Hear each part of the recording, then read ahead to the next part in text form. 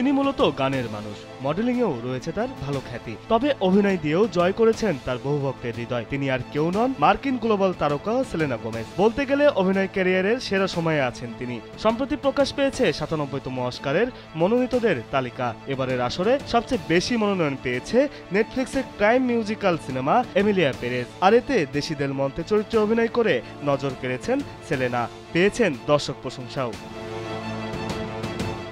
এবার তিনি আরও একটি সিনেমার সঙ্গে চুক্তিবদ্ধ হতে যাচ্ছেন, যেটি নির্মাণ হবে মার্কিন আরেক আইকনিক পপ তারকা ব্রিটনি স্পিয়ার্সের জীবনীর উপর, যা নিয়ে হলিউড ভিত্তিক একাধিক গণমাধ্যম এরই মধ্যে বিষয়টি নিশ্চিত করেছে। এই সিনেমাটি নির্মাণ করবেন উইকড সিনেমা খ্যাত নির্মাতা জন ম্যাচু, যা নিয়ে সম্প্রতি বিলবোর্ডের সঙ্গেও কথা বলেছেন তিনি।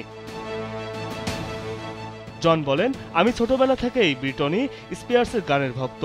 তাকে নিয়ে কাজ করার স্বপ্ন জাগে ২০২৩ সালে অক্টোবরে। তার জীবনী দ্য ওম্যান ইন মি প্রকাশিত হয়, সেটি রীতিমতো ঝড় তোলে। এরপরই আমি সিদ্ধান্ত নিই এই গল্পের উপর সিনেমা নির্মাণ করব। কথা অনুযায়ী এরই মধ্যে সিনেমার কাজ শুরু করেছি।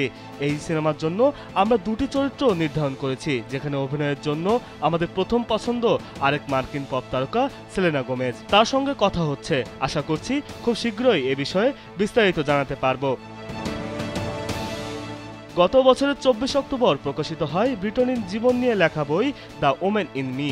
বইটি কেবল যুক্তরাষ্ট্রেই ২৫ লাখের বেশি কপি বিক্রি হয়। বহুল চর্চিত এই বইয়ের স্বত্ব কিনে নিয়েছে চলচ্চিত্র প্রযোজনা সংস্থা ইউনিভার্সাল পিকচার্স। বইটিতে ব্রিটনির তারকা হয়ে ওঠার গল্প যেমন উঠে এসেছে, তেমনি জায়গা পেয়েছে বাবার অভিভাবকত্বে থাকার সময়ে তার মানসিক অবস্থার বয়ানও। সৎভাবে সম্পর্ক, নিজের আত্মোপলব্ধি তুলে ধরার জন্য প্রশংসিত হয়েছেন গায়িকা। জানা গেছে সিনেমাটিতেও থাকবে এসব প্রসঙ্গ।